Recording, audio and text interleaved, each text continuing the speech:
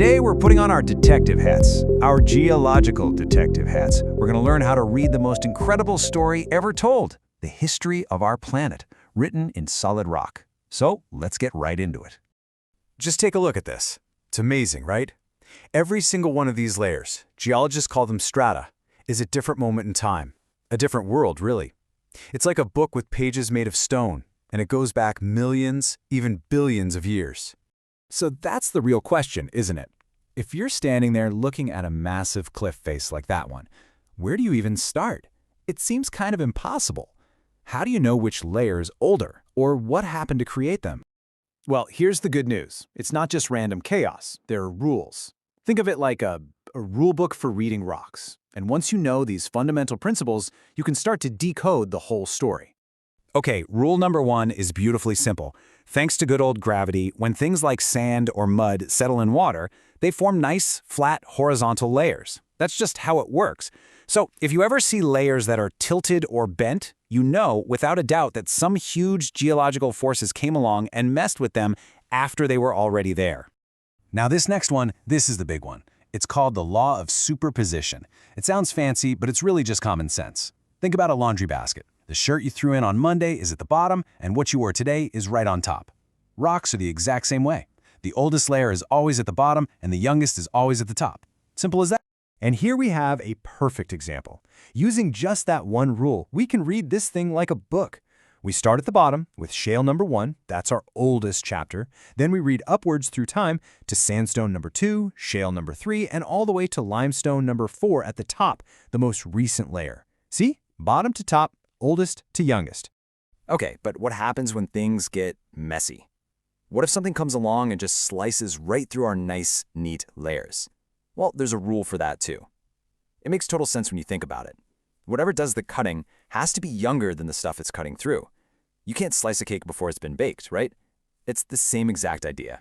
Let's go back to our diagram. See that feature labeled granite dike? It's shooting right up through the bottom 2 layers, that's shale and that's sandstone. So using our new rule, what does that tell us? It tells us that this granite dike must be younger than those first 2 layers it sliced through. It's like a clue at a crime scene that tells you the exact sequence of events. All right, so we've got the basic rules down, but trying to read a story that's billions of pages long with no chapters, that would be impossible. So geologists needed a way to organize all these layers to make sense of the bigger story. And the whole point here is to see the big picture without getting totally lost in the details of every single thin layer. They group related layers together into these larger, more manageable chunks.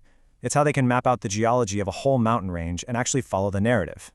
And there's a whole system for this. You've got your smallest layer, a bed, you group beds into a member, and members into a formation, and you can keep going all the way up to a supergroup.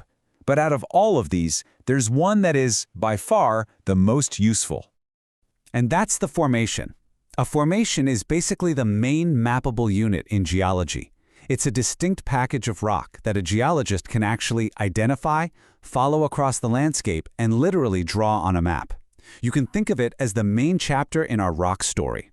But stories aren't always perfect. What if pages get ripped out, or even whole chapters go missing? Well, that happens in geology too, and this is where the story gets some really fascinating plot twists. These missing pages are called unconformities. And that's exactly what they are, a gap in the timeline. A period where either no new rocks were being made or a bunch of existing rocks were completely eroded away. And we're talking about massive amounts of time here. In the Grand Canyon, there's a famous one where over 1 billion years of Earth's history is just gone. It's mind-boggling. So how on earth does that even happen? Well, let's walk through it. First, you get your normal flat layers. Then, massive tectonic forces, like the kind that build mountains, come along and tilt those layers way up. After that, erosion just grinds away at the surface, shaving the tops off those tilted layers.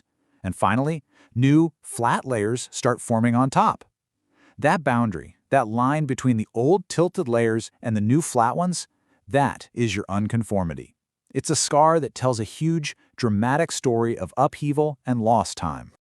Now for our final, and maybe most powerful, detective tool. So far, we've only talked about the rock itself, but what about the things we find inside the rock? Yeah, I'm talking about fossils. This idea was an absolute game changer. It's based on a simple fact. Life on Earth has evolved in a predictable order. Different species appear, live for a while, and then disappear. So if you find a specific type of fossil in a rock layer, you know that rock must have formed when that creature was alive. It's like a built-in timestamp from nature itself. And, some of these timestamps are much better than others. The most useful ones are called index fossils, and they are like a master key for geologists, helping them unlock the age of rocks and even match up layers from completely different continents. So what makes the perfect index fossil? Well, there are four main things. 1, it has to be abundant, so it's easy to find. 2, it needs to be widespread, found all over the world. 3, it has to be easy to recognize.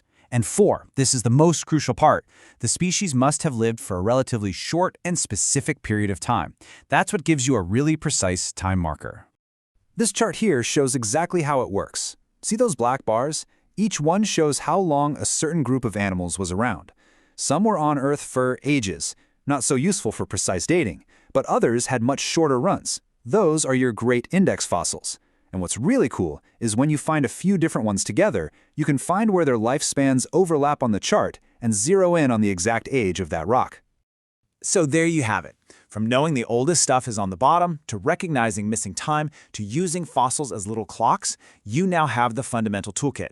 You can look at a sequence of rocks and actually begin to piece together the incredible story it tells, a story of ancient seas, rising mountains, and the entire journey of life itself. So now that you're armed with the basics, what geological mystery should we tackle next? Volcanoes? Glaciers? Plate tectonics? Let us know what you're curious about. Drop your suggestions in the comments below. We'd love to hear what you think.